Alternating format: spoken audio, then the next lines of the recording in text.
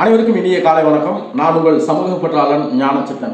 வாழ்வதற்கு பொருள் வேண்டும், அதே சமயம் நாம் வாழ்வதிலும் பொருள் வேண்டும் என்கின்ற உயர்ந்த நோக்கத்தின் அடிப்படையில் Abdul Kalam A to Z free coaching centre வாயிலாக தினம் ஒரு சுவாரஸ்யமான தகவலை நான் தொகுத்து வழங்கி வரேன். நான் தொகுத்து வழங்கும் இந்த தினம் ஒரு சுவாரஸ்யமான தகவல் எதை பேஸ் பண்ணி அப்படின்னா, காம்படிட்டிவ் எக்ஸாமுக்கு யூஸ் ஆகிற மாதிரி நிறைய ஜென்ரல் நாலேஜ் இதில் இருக்குது.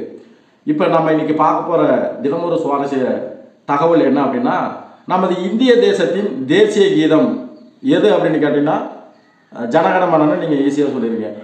ஜனகணமன எழுதிய யார் அப்படின்னா ரவீந்திரநாத் தாகூர் அப்படின்னு நீங்கள் ஈஸியாக சொல்லிடுவீங்க.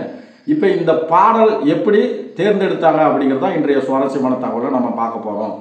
இப்போ நமது இந்திய தேசமானது 1947 ஆகஸ்ட் 15 சுதந்திரம் பெற்றுச்சு.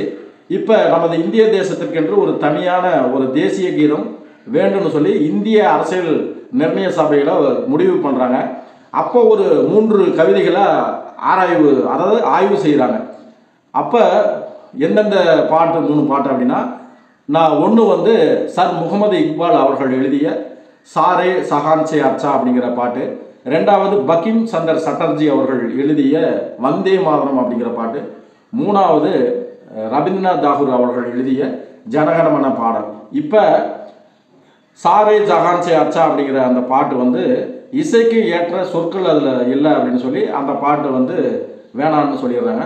அடுத்ததாக வந்தே மாதரம் பாட்டில் அந்த பாட்டில் உள்ள வரிகள் தாயே உன்னை வணங்குகிறேன்னு ஒரு வரி வருது. அதனால் பிற மதத்தை சார்ந்தவங்க இதை ஏற்றுக்க மாட்டாங்கன்னு சொல்லி அந்த பாட்டு வேணான்றாங்க.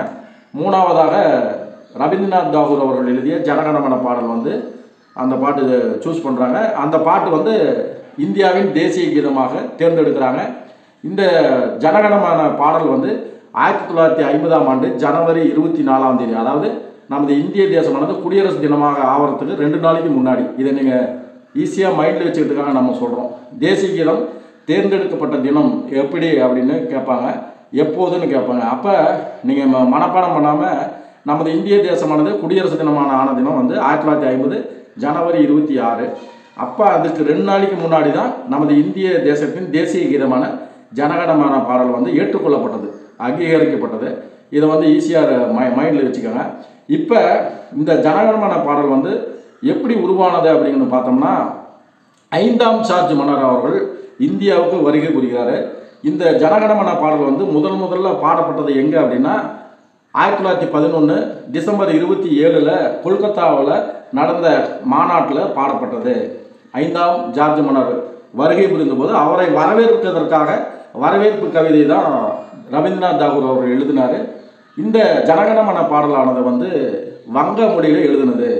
அப்புறம் தேசிய கீதமாக ஏற்றுக்கொள்ளப்பட்ட பிறகு சமஸ்கிருத மொழிக்கு மாற்றப்பட்டு அதிலிருந்து ஹிந்தி மாற்றப்பட்டு கடைசியாக அனைத்து மாநிலத்தில் உள்ள மொழிகளுக்கு ஏற்றபடி அந்த சொற்கள் அதாவது அதனுடைய அர்த்தம் மாறாமல் எல்லா மாநிலத்திலும் இந்த தேசிய கீதமானது பாடப்படுகிறது.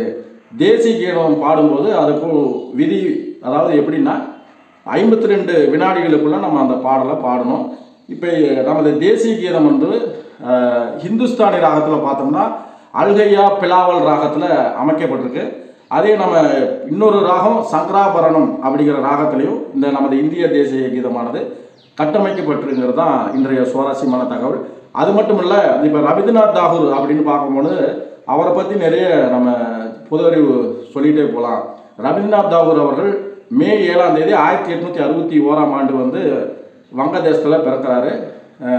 1941 ஆகஸ்ட் 7 இறைவனடி சேர்ந்து 20வது புகழை அடைகிறார். அவருடைய காலம் 1861 மே 7, 1941 ஆகஸ்ட் 7. இப்போ ரவீந்திரநாத் தாகூர் அவர்கள் கீதாஞ்சலி அப்படிங்கிற ஒரு படைப்பை படைத்ததற்காக 1913 நோபல் பரிசு வாங்குறாரு. இந்த நோபல் பரிசு தான் ஆசியாவிலேயே இலக்கியத்திற்காக பெறப்பட்ட முதல் நோபல் பரிசு. அது மட்டும் இல்லாமல் ஐரோப்பா அல்லாத ஒரு நபர் வாங்கிய இலக்கியத்திற்கான நோபல் பரிசு இதுதான். அடுத்ததாக பார்த்தோம்னா ரவீந்திரநாத் தாகூர் இந்திய தேசத்திற்கென்றும் அதுக்கு மட்டும் தேசிய கீதம் எழுதலை.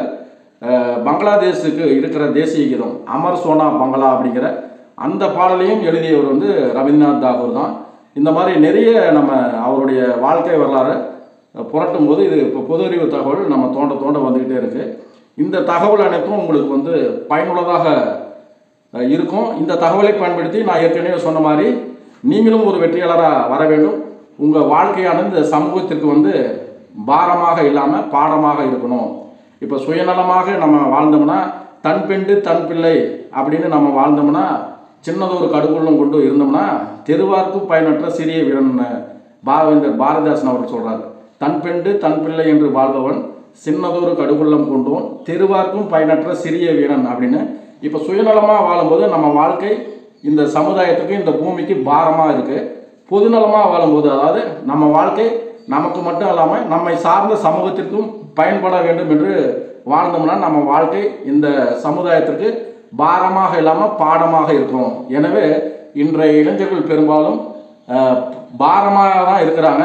பாரமாக இல்லாமல் பாடமாக இருக்கணும் அப்படின்னு வேண்டுகோள் வைத்து இன்றைய சுவாரஸ்யமான தகவலை இதோடு நான் நிறைவு செய்து மீண்டும் ஒரு நல்ல சுவாரஸ்யமான தகவலோடு நான் உங்களை சந்திக்கிறேன். நன்றி, வணக்கம். நான் உங்கள் சமூக பற்றாளன் ஞானச்சித்தன்.